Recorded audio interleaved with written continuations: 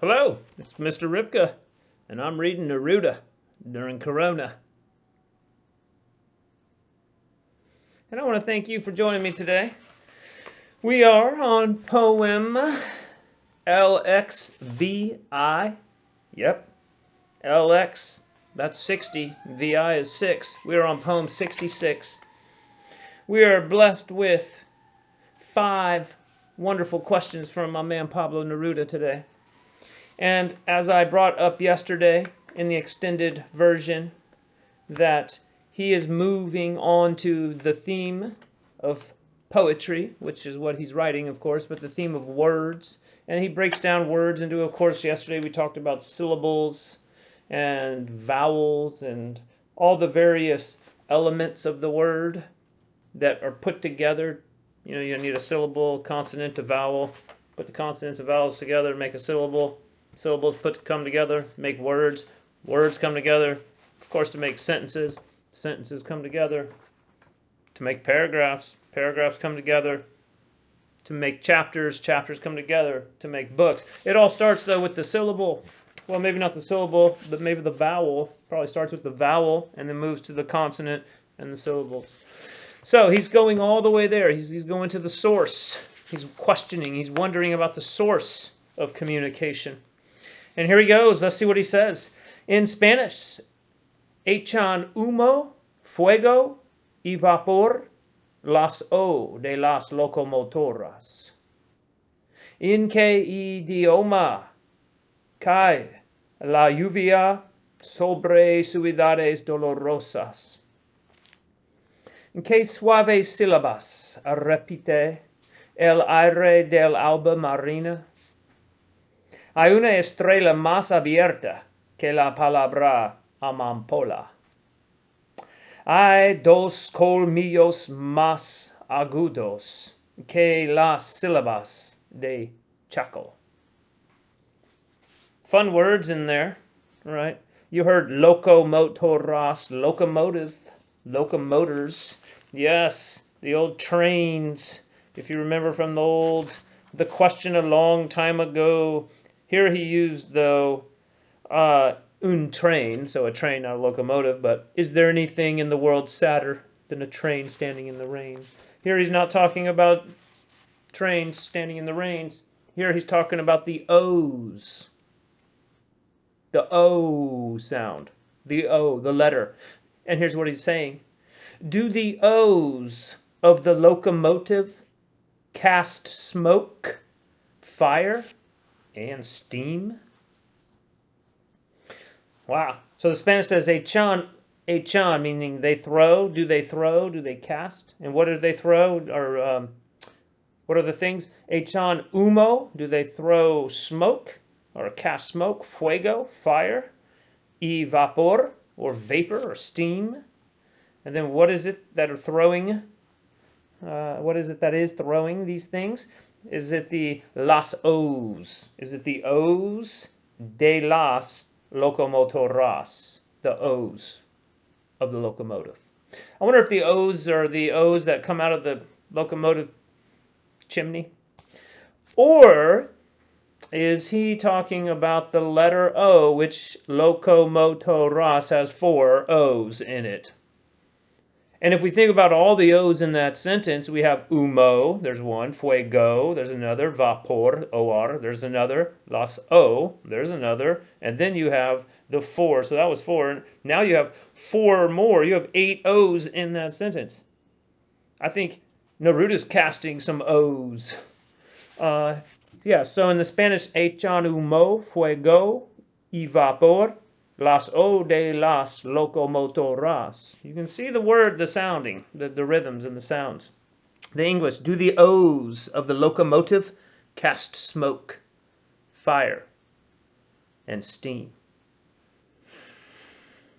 Yes, let's go to the next one. It says, in which language does rain fall over tormented cities? Oh my goodness. So rain has language, and it has a different language, maybe, as he's asking. Does it have a different language when it's falling over tormented cities than when it's falling over cities, let's say, that are not tormented? Let's say it's falling over the ancient city of Thebes during the Oedipus plays.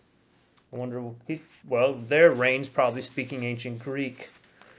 But he's asking, in which language does rain fall over tormented cities? So we still have the words and languages, right? Before it was the O's, and now we have the idioma, all right?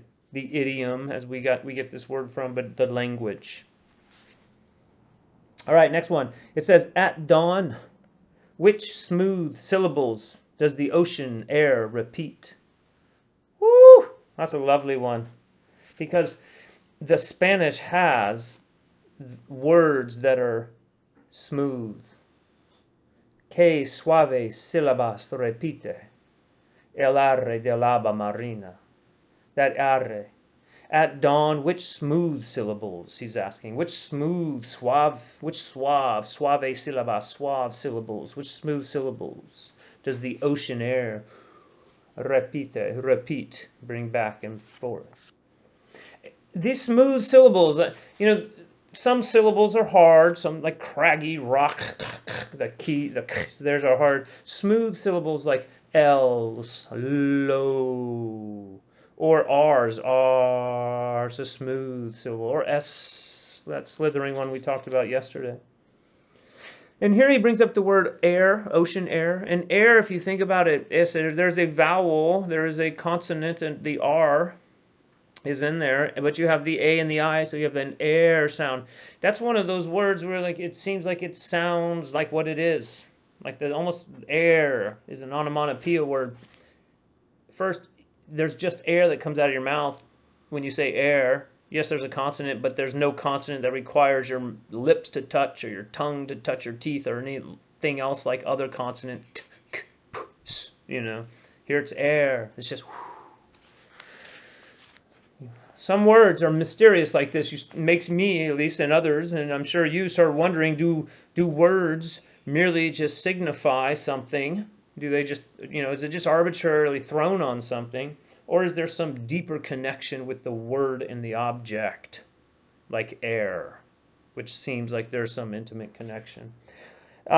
If you're interested in that, Plato, the great ancient philosopher, discusses that, of course, and leans toward the idea that objects have such a depth and meaning that the word is inherently and intimately connected with the object. Of course, as you keep reading about this later on, especially in the 20th century, you get to Wittgenstein and a lot of the linguist philosophers, and they're saying essentially the opposite.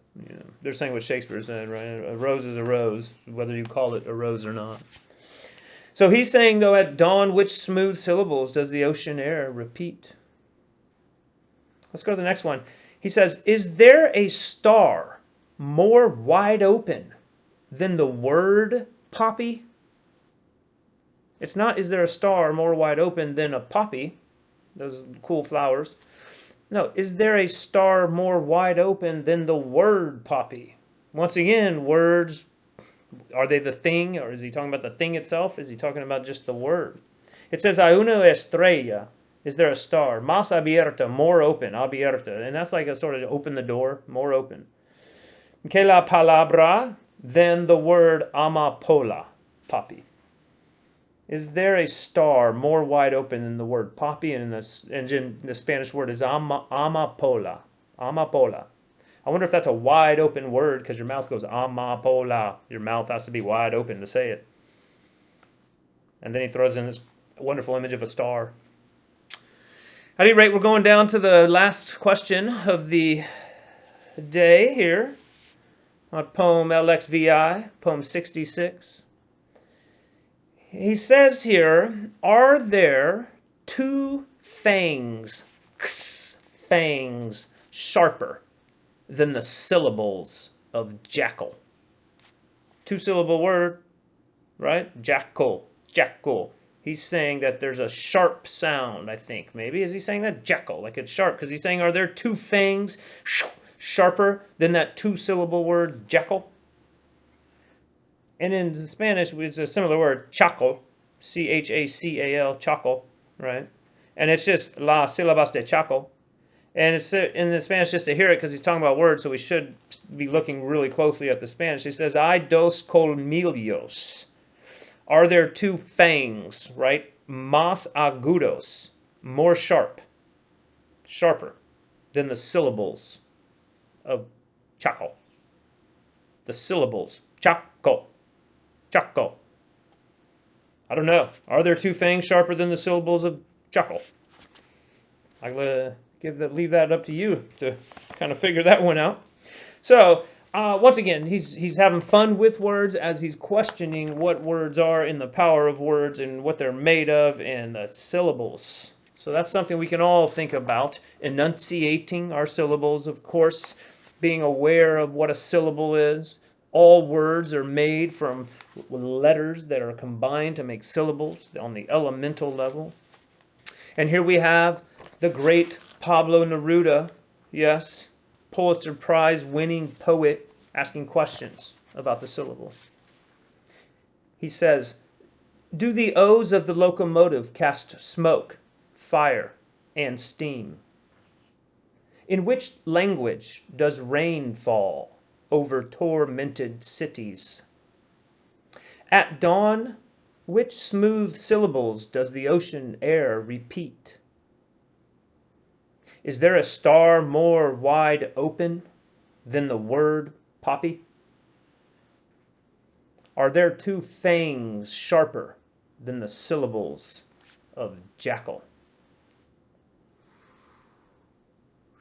Well, I hope you have a great day today, and I hope you find some O's and some smooth syllables and some sharp syllables, and you just have fun with some syllables today. That's what I'm going to try to do the rest of the day. Just have fun with some syllables. See what happens. Enjoy it. And I want to thank you for taking time to hang out with me. I really enjoyed it. And I will see you tomorrow for poem 67 of Pablo Neruda's El Libro de las Preguntas. Gracias.